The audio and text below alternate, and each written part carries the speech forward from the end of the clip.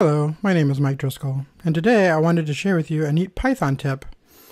So sometimes it's fun to share files in your local network, and you can do that using the Python programming language. So let's say that I have some Jupyter notebooks that I want to share with another computer on my network.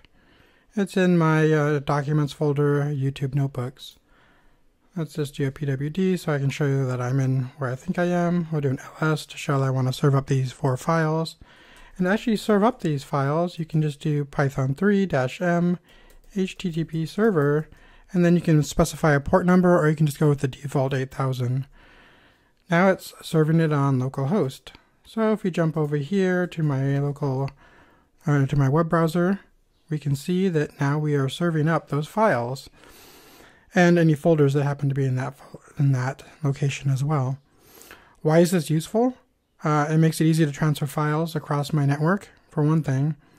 When I posted this tip on Twitter, some of my reader base mentioned that you can also use your phone to connect to your computer using the same technique. So you serve up like your MP3 files that you want to transfer to your phone using the same method, and then you can just connect to it using your phone, because your phone can, look up an IP address, and then you can just copy the files over that way.